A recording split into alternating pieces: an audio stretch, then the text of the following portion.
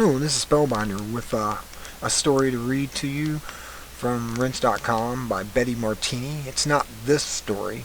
This is the one I'm going to have a link to at the bottom of the video, the one I'm going to read. But I just want to cover this one here because this one is a lead up to the next story. And the one I'm going to read about the Georgia Guidestones and how aspartame was put on the market to be part of their plan to reduce the population by 90%, leaving only 500 million people on the planet so they can be slaves to these people that want to prance around in crowns and robes and have you bow to them. Anyways, this is a response to Betty Martini, and this is one I wanted to cover here. This one here got me really upset. It says subject accused of being of drug use by the school. It said aspartame ruined my relationship with my family and I wasn't trusted at school. Now I hate them for what they put me through. The school decided sugar soft drinks were bad for the students' health, so they decided to remove all but the diet products from the cafeteria. I personally enjoyed a sugar-infused cola that has a taste diet drinks lack. They taste too artificial. I started to drink the Diet Cola. I had no bad side effects for a couple of days. Then by the next week, half an hour after lunch, I would get severe itching in my legs and arms, so much so that it left blood marks and scratch lines across my limbs. I tried so hard not to start scratching, as I couldn't stop them for about an hour if I started. To make matters worse, I would also slur my speech. Still unaware of what was going on, the second week my parents were called in and I was told that I would be under supervision at all times in the school and my parents were not going to let me leave the house. They proceeded to rip apart my room and have me sleep on the floor in their room. Why? I was being accused of using crystal meth. I hope that you can even imagine how I felt about all this. I huddled up in the corner crying at one point, wishing I wasn't born. I spent lunch in the corner of the staff room with a bag of crisp and my Diet Coke. Again, as soon as I left the room for lessons, I itched like crazy. I had to miss out on some details here because they upset me so much. After being drug tested for a couple of days, police interrogating me, asking me who the dealer was, and referring me to a shrink, I saw her for another week. All this was going on. My life was so bad, I just wanted to die. This is where I met someone I will never forget, the janitor. He said to me, "Are you all right there, son?" I just started crying. So he took me to the supply room and sat me on a box, and I poured out my heart to him. I clicked the ring, pulled on my drink, and took a large gulp. He just stared at the can for what seemed like forever. He snatched it off of me, grabbed my shirt, and pulled me up to the headmaster's office. He kicked the door open and started screaming at the headmaster. I was all over the place. I felt so dizzy, emotional, tired, and out of it, and I still didn't really know what the hell was going on. He smashed down the can, and the Diet Coke sprayed all over the head's desk.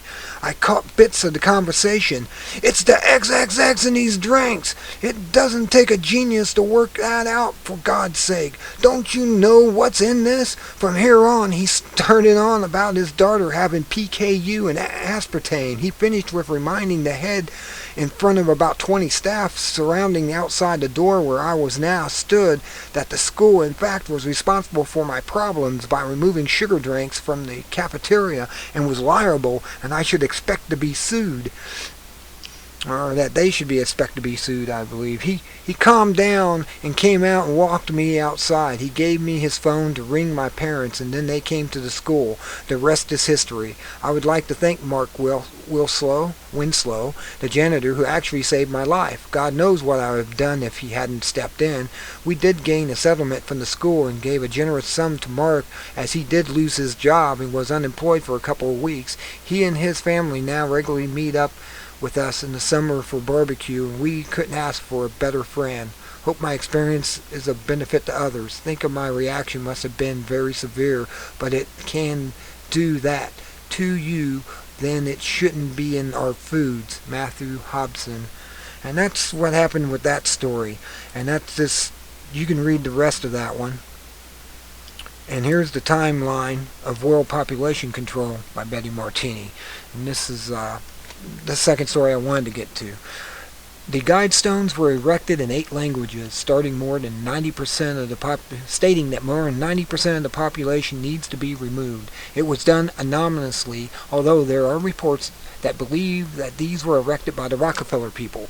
It's just unfortunate that those in power who want the New World Order and population reduction can help prevent aspartame from being banned, but we have to keep trying and keep warning. Like Dr. Maria Alemany told me in Barcelona, who did the Trocho Study proving the formaldehyde in the free methyl alcohol embalms living tissue and damages DNA. Aspartame will kill 200 million, maybe already has. Then you have the interaction with drugs, and reports say that over 100,000 die from drug interactions.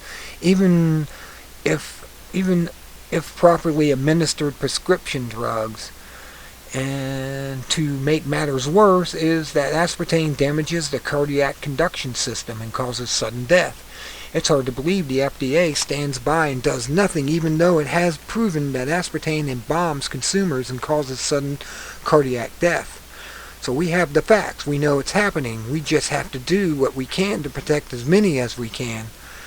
With Eugenisist changing the name to amino sweet, and now trying to get approved Aspartame, the dire need to stop this insanity is escalated. It makes you think of the scripture, unless these days were cut short, no flesh would survive. The Georgia Guidestones are not too far from us, and Don and I did see them and take pictures. Fact is fact, no denying. If you would like, when you're here, stay an extra day. We'll show you. It's a sad commentary. We just had to keep warning. Proverbs 24:11 says, "Deliver those who are being taken away to death, and those staggering to the slaughter. Oh, may you hold them back." And verse 12, "In case you should say, Look, we did not know of this. Will not he himself that is making an estimate of hearts discern it? And he himself that is observing your soul know, and certainly pay back to earthling man according to his activity?" The fact of genocide has already been proven. Dr. Bowen showing this in the article "Aspartame Murders Infants, Violates Federal Genocide Laws."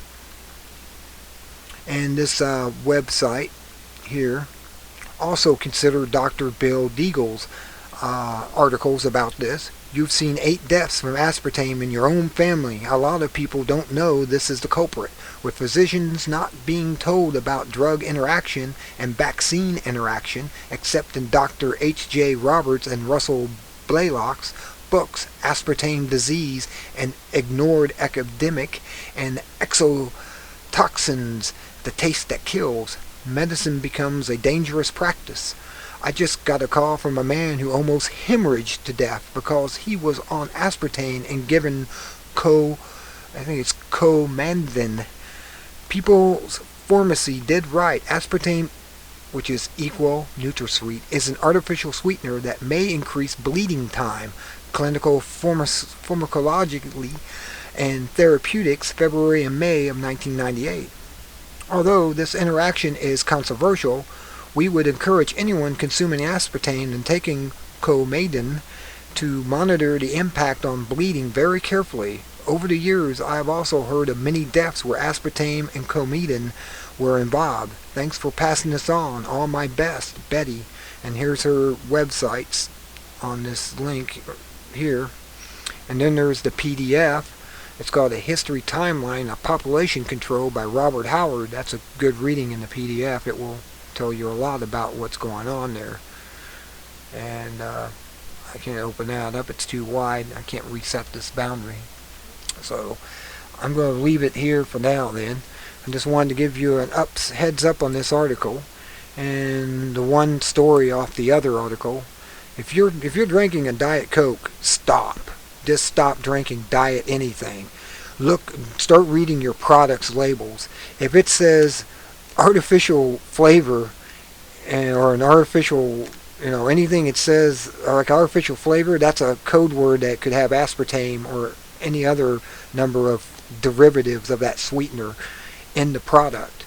I mean, it's just, you just got to read into these things. When they say it has natural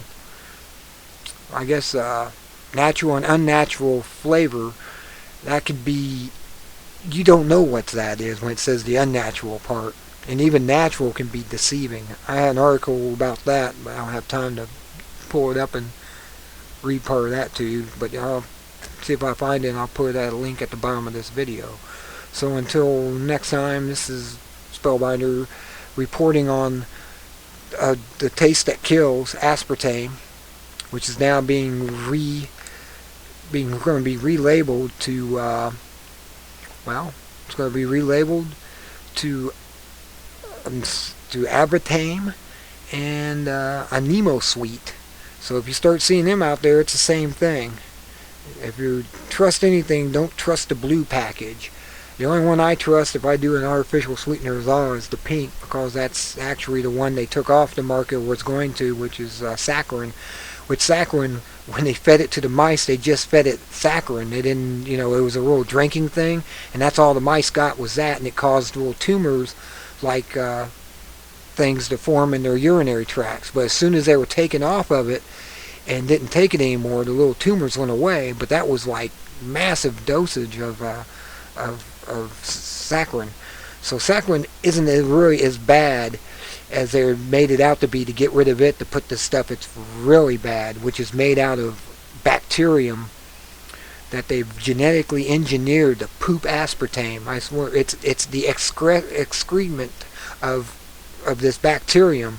You're eating bacterial poop when you use aspartame or aspartame in your products.